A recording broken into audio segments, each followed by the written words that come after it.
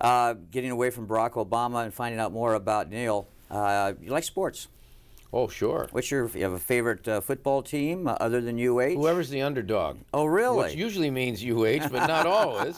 In fact, that's a coincidence, too. I was just talking to Colt Brennan yesterday, and at the ball. He was there, and I was expressing to him that I think they need to get him into that West Coast offense of the Redskins a lot sooner. I do too. Than they have. I mean, he's ready for that. That offense would work with him, I think. I don't want to hurt anybody's feelings, the other Redskins, but that's for him. I think he'd be great in it. And then I saw Heath Schuler today. He's a good friend. Who was a quarterback for the Redskins and is now in the House of Representatives. So Heath and Colt and I are going to get together and have lunch, or maybe go out to dinner, and I hope that Heath can give him all the inside scoops on the Redskins and the politics. You know, politics in here is easy compared to sports politics. I bet.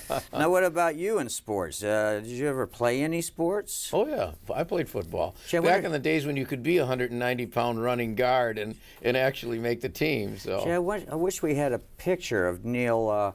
Oh, well, there he is. Oh, right how did you do all this? You like that? Yeah. Look at I feel that. like this is your life or something, Yeah, Michael. How did you do that? You look like you have I'll show you how old this picture is. You know, not only is it, the picture's gone. I was looking at, but you see, that was my number was 21. I mean, that was, you know, wow. That is another era when you had numbers like that for a running guard. But we had a pretty good football team. We had a spread T offense.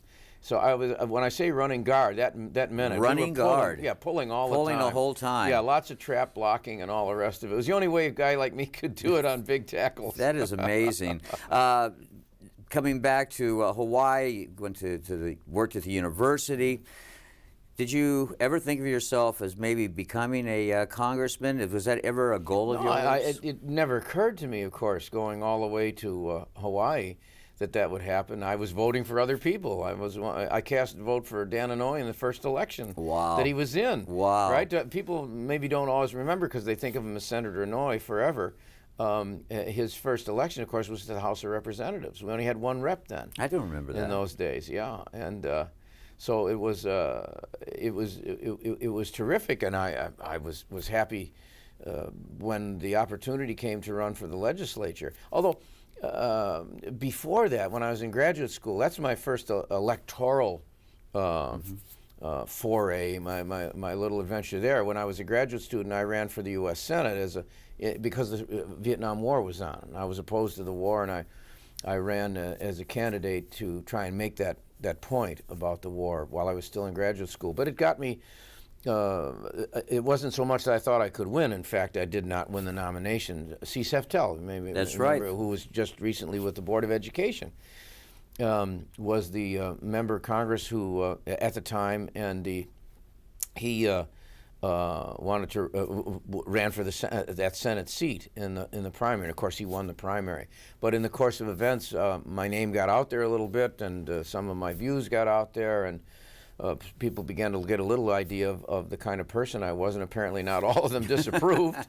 And so in 1974, when I got my PhD in American Studies from the UH, I ran for the state legislature and was fortunate enough to win that race. I wish we had a picture of Neil and the checkered cab.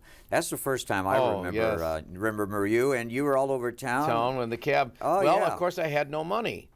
And you couldn't put billboards anyplace, right? So I kind of invented the traveling billboard. Oh, it was great. Yeah, I had my, I looked over because I thought maybe there'd be a picture of the cab. I tried to get one, they didn't have one. Oh, believe that's it or not. strange. It's all over. Anyway, it was if you remember the television show Taxi. Sure.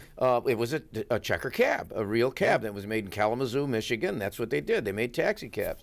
And they made them beautifully. I mean, they were beautifully designed, steel, heavy, big, but you could put people in them, and so I picked the cab for two reasons. It was kind of boxy, so it gave you an opportunity to paint your picture on the side, put your name, and then the cab symbolized, of course, taxi, symbol of service, right? We'll pick you up, we'll be there, you can count on us, perfect, I'm dependable. It was perfect, and so people picked up on it and they enjoyed it. And it put a smile on people's faces, just like it did when you talked about it. So even to today, I have people come up to me and say, you know, I still have your magnet because I made little I refrigerators. have one of those. Well, 1986. Yeah, That goes all of in the congressional campaign in '86 when I first ran. I got little magnets of the taxi cab with Neil on the side, and people still have them. Oh, I remember those, I absolutely. told them it must be worth at least $1.50 on eBay or something. No, I remember in the mid '80s. Yeah. It was, everybody knew Neil Abercrombie because Yes. of that taxi. I mean, couldn't hide anywhere. sometimes troublemaker, but Troublemaker. he was someplace Yeah, somewhere. or either causing it or solving it. Exactly, and I really think that people really started paying attention to you because you seem to be everywhere. Well, I think for politics today, that's the way it is. You can't just sit back and let people come to you. Particularly in the media world now, I'm doing twittering and jotting and the whole and with emails and faxes, and the faxes almost seem quaint and old-fashioned now. Yeah, they do.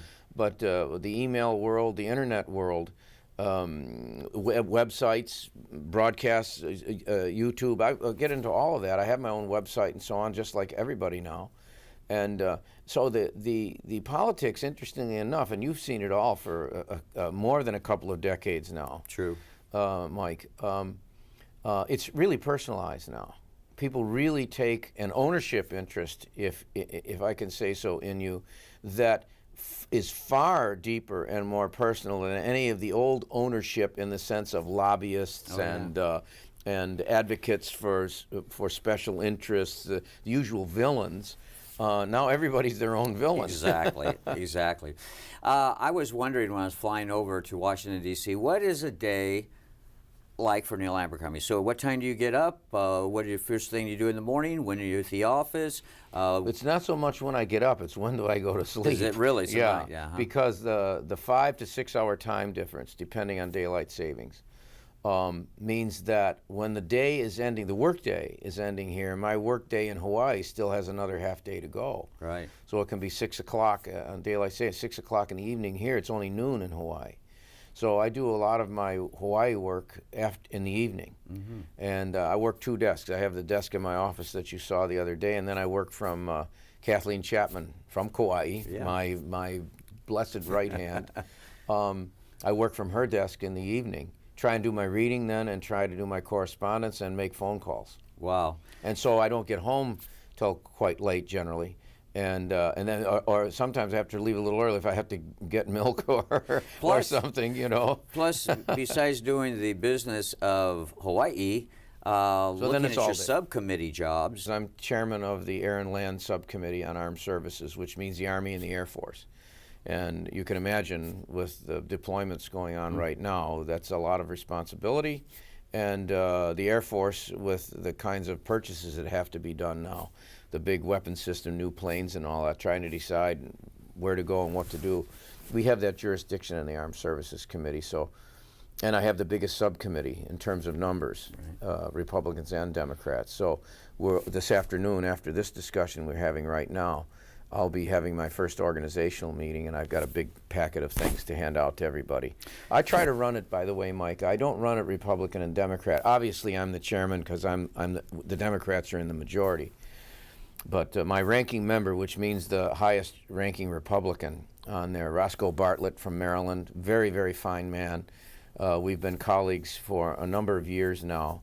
I'm happy to say most of the people with whom I share a chairmanship or a ranking membership, which I was when the Republicans were in charge, we've known each other almost 2 decades. Some of us here, because this will be my 10th term on the committee, full term on the committee.